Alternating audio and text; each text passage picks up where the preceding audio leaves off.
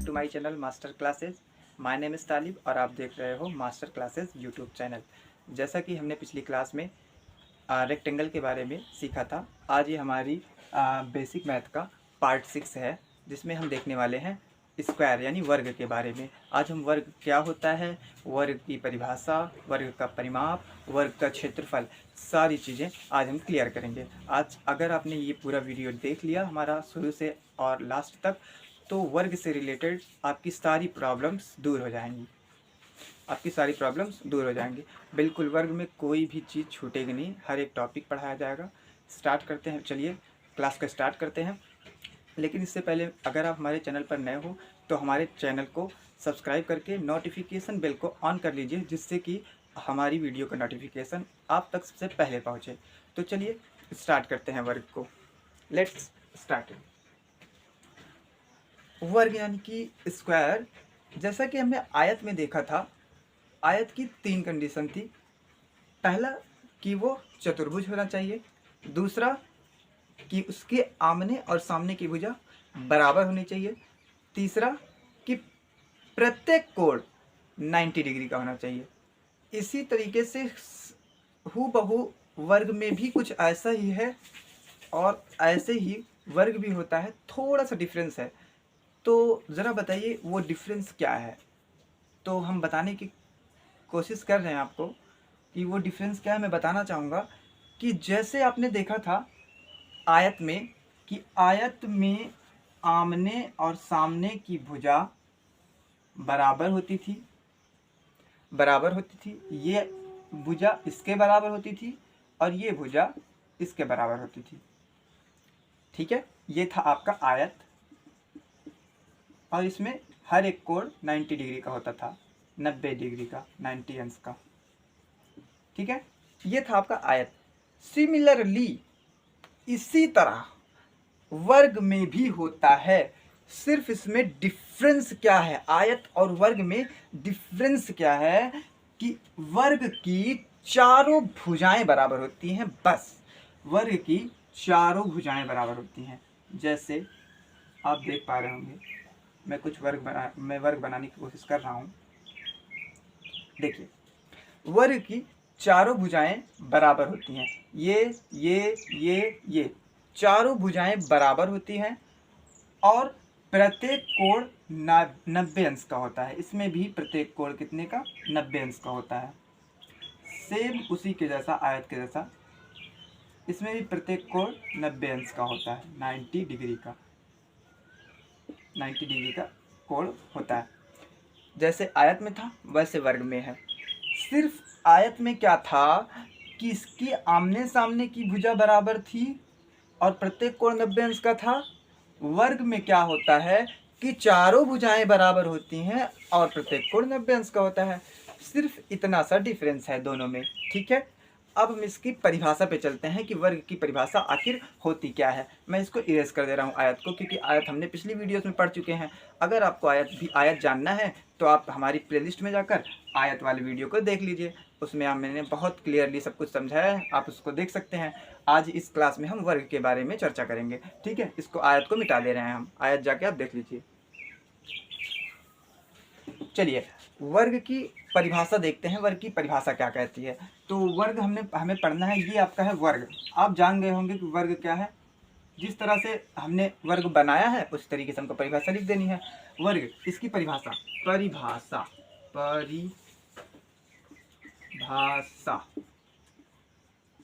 परिभाषा कहती है, यह एक चतुर्भुज तो है, तो वह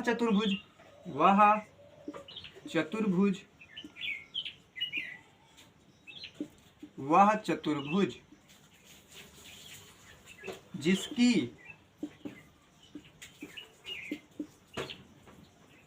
चारों भुजाएं बराबर हों, चारों भुजाएं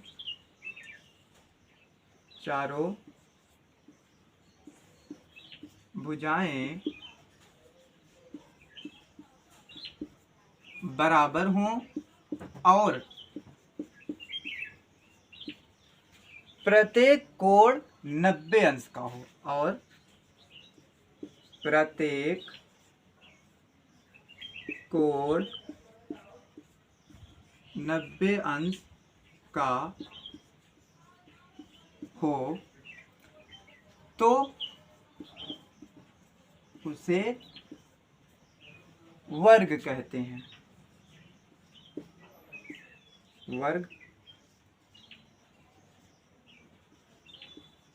यानी स्क्वायर कहते हैं। उसे क्या कहते हैं? स्क्वायर। ये रही इसकी डिफिनीशन। ऐसा चतुर्भुज जिसमें चारों भुजाएं बराबर होती हैं और प्रत्येक कोण 90 अंश का होता है उसे वर्ग कहते हैं। ऐसे चतुर्भुज को क्या कहते हैं? वर्ग कहते हैं। ये रही आपकी वर्ग की डिफिनीशन। आप इसका स्क्रीनशॉट ले लीजिए। मैं इसको मिटाने चल रहा हूँ और वर्ग का परिमाप जानेंगे अब हम क्या होता है। ठीक है, इसका स्क्रीनशॉट ले लीजिए। तो परिमाप हेडिंग डालेंगे, परिमाप।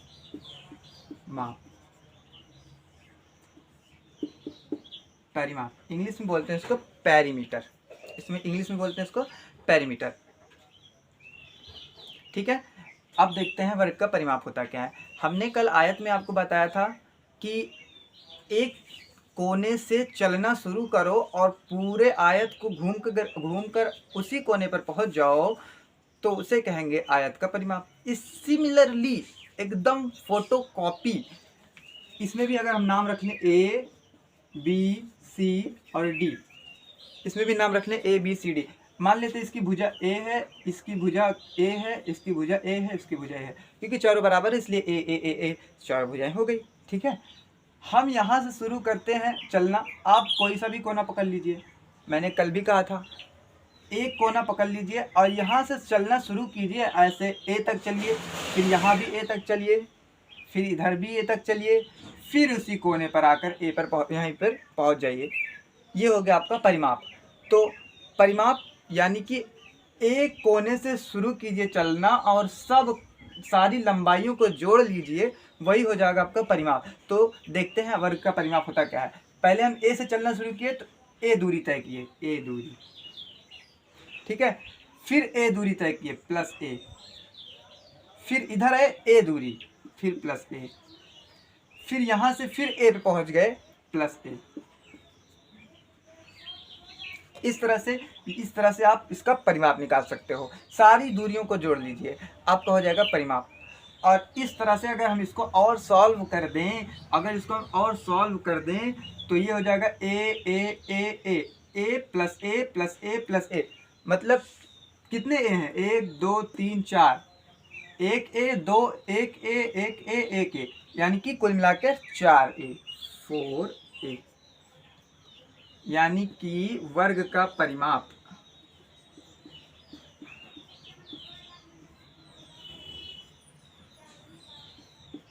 वर्ग का परिमाप बराबर 4 × A। आप इस तरह से भी कर सकते हो, सारी भुजाओं को जोड़ लीजिए या फिर उसमें एक भुजा में 4 से गुणा कर दीजिए, आपका वर्ग का परिमाप मिल जाएगा। उम्मीद है आपको वर्ग का परिमाप एकदम अच्छे से समझ में आ गया होगा, बिल्कुल क्लियरली, कोई डाउट नहीं होना चाहिए। अगर कोई डाउट हो तो कमेंट कर देना, मैं कमेंट में आपको आंसर दे दूंगा या अगली वीडियो में फिर उसमें बता दूंगा। ठीक है, आप कमेंट कर दीजिएगा। यहाँ पे वर्ग आपका परिमाप आपको समझ में आ गया होगा। इस पर ले लेते हैं एक छोटा सा क्वेश्चन। ठीक है, इसको मिटा दे रहे हैं हम। चलिए एक क्वेश्चन लेते हैं,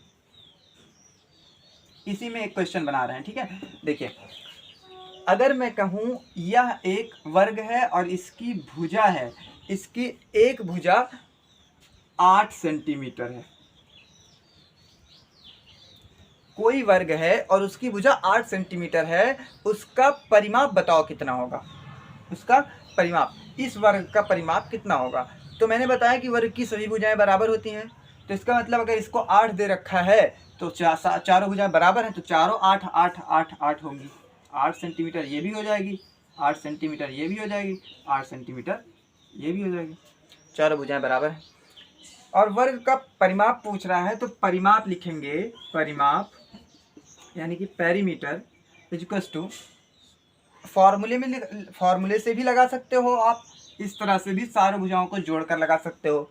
तो मैं फार्मूले से लगाऊंगा, क्योंकि फार्मूला हमने ड्राइव किया है ऐसे, ठीक है। 4 इंटू ए, ए जहाँ पर ए क्या है, हमने भुजा ही तो मानी थी यहाँ से यहाँ तक ए को, वही तो है ए, तो ए कितना है 8, 8 लिख लेंगे। और 4 और 8 का गुणा होगा तो 4 8 32, 32 कितने सेंटीमीटर, आंसर। इतना आसान है, ठीक है। आप इसका स्क्रीनशॉट ले लीजिए, मैं इसको मिटाने चल रहा हूँ। एक क्वेश्चन और देखते हैं, अगला देखते हैं, ये वाला क्वेश्चन देखेंगे। एक वर्गाकार बगीचे की लंबाई 50 मीटर है, इसका परिमाप ज्ञात कीजिए। तो हम एक वर्ग बनाएंगे। सबसे पहले वर्ग मान लेते हैं आपका वर्ग है, जो कि बगीचा है, बगीचा है, ये वर्गाकार बगीचा है आपका, और ये 50 मीटर इसकी लंबाई है, 50 मीटर। क्योंकि वर्ग की सारी भुजाएं बराबर होती हैं, इसलिए ये 50 तो ये भी 50, ये भी 50 तो ये भी 50, ठीक है। चारों भुजाएं 50-50 हैं। मैं लिखूंगा नहीं, एक पे लिखा है, लिखा रहने देंगे। ये ए है, ये बी है, ये सी है, ये डी है, ठीक है। अब कह रहा है कि इसका परिमाप ज्ञात कीजिए। तो वर्ग का परिमाप का फॉर्मूला अभी हमने देखा था। वर्ग का परिमाप, परिमाप क्या था, 4 गुणे ए, ए जहाँ ए क्या थी, भुजा थी एक कोई सी, 4 गुणे भुजा, चारों भुजाएं बराबर है, तो एक भुजा चाहे जो ले लो, चाहे ये ले लो, चाहे ये, चाहे ये, चाहे, तो सारे चारों बराबर है, तो एक भुजा ले लेंगे 50। और इसका दोनों का गुणा कराएंगे तो 4 पंचे 20, 200, और मीटर में है तो मीटर, आंसर आ जाए। देखो कितना आसान है। तो आपको स्क्वायर में जो है आपका परिमाप समझ में आ गया होगा, उम्मीद करता हूँ। अगर समझ में ना आया हो तो नीचे कमेंट कर देना, ठीक है, मैं अगली वीडियो में बता दूंगा। अब चलते हैं वर्ग के क्षेत्रफल पर। इतना उतार ली, इतना आप स्क्रीनशॉट ले लीजिए, उतार लीजिए अपनी कॉपी में, फिर मैं आगे चलता हूँ। हाँ, तो चलिए देख लेते हैं वर्ग का क्षेत्रफल। वर्ग का क्षेत्रफल कल मैंने बताया था आपको पिछली क्लास में कि वर्ग का क्षेत्रफल होता क्या है। क्षेत्रफल यानी कि जगह, अंदर में कितनी जगह है, एरिया, इंग्लिश में बोलते हैं एरिया, एरिया कितना है उसका। क्षेत्रफल यानी कि एरिया। अगर किसी से कहा जाए कि मेरा प्रभाव यहाँ, जैसे कि कोई शेर होता है जंगल का राजा, तो वो कहता है कि हम ये जंगल का जिसका इतना एरिया मेरा है, इतना एरिया मेरा, मतलब इतनी जगह उसकी है, उसमें उसका राज चलता है। उसी तरीके से आपका ये वर्ग है, और वर्ग में कितनी जगह है वही हो गया उसका एरिया, वही होता है उसका एरिया। मैंने पिछली क्लास में बताया था और अब भी बता दे रहे हैं, वर्ग का एरिया होता है।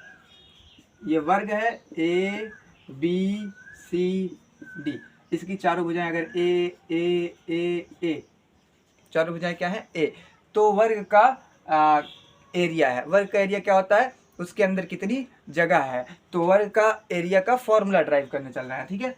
वर्ग का क्षेत्रफल, इंग्लिश में क्षेत्रफल को बोलते हैं एरिया। वर्ग का क्षेत्रफल, क्षेत्रफल यानी कि वर्ग का क्षेत्रफल होता क्या है, वो होता है भुजा का स्क्वायर, भुजा का स्क्वायर। जो भुजा एक दे रखी है उस भुजा का स्क्वायर कर दो, यानी कि स्क्वायर का मतलब 2 घात लगा दो उस भुजा पर।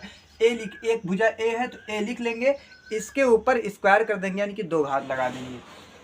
ये होता है वर्ग का क्षेत्रफल का फॉर्मूला, ए स्क्वायर। इंग्लिश अगर हिंदी में लिखना चाहो तो भुजा का स्क्वायर लिख सकते हो। क्षेत्रफल हिंदी में भी लिख दे रहे हैं, क्षेत्रफल भुजा का स्क्वायर, भुजा का स्क्वायर, भुजा का स्क्वायर यानी भुजा, अब भुजा की घात 2, भुजा की घात 2। बस यही एक छोटा सा फार्मूला है वर्ग का क्षेत्रफल का। इससे आप कोई सा भी वर्ग हो उसका क्षेत्रफल आराम से निकाल सकते हैं। चलिए इस पर 2 क्वेश्चन देख लेते हैं, उसके बाद आज की क्लास समाप्त करेंगे। चलिए क्वेश्चन देखते हैं। अगर मैं कहूं कि इस वर्ग की भुजा मैं दे दूं 100 मीटर, मैं कह दूं कि यह कोई खेत है, वर्गाकार खेत है, और इसकी भुजा 100 मीटर है, तो उसका क्षेत्रफल क्या होगा, उस वर्गाकार खेत का क्षेत्रफल क्या होगा। तो क्षेत्रफल लिखेंगे, वर्ग का क्षेत्रफल, वर्ग का क्षेत्रफल, क्षेत्रफल बराबर ए स्क्वायर, यानी कि भुजा का स्क्वायर। भुजा कितनी है आपको दे रखी है 100, तो 100 का स्क्वायर, 100 का स्क्वायर, 100 का स्क्वायर यानी कि 100 अगर किसी की ऊपर घात 2 लगी है तो उस चीज़ को 2 बार लिख सकते हैं, घात 3 लगी है तो उस चीज़ को 3 बार लिख सकते हैं, घात 4 लगी है तो उस चीज़ को 4 बार लिख सकते हैं। सिंपल यहाँ पे घात 2 लगी है तो हम 100 को 2 बार लिख लेंगे, 100 गुणे 100। इसको गुणा करेंगे, 1 का गुणा 1 में जाएगा, 1 आ जाएगा और 2 जीरो और 2 जीरो मिला के 4 जीरो हो जाएंगे।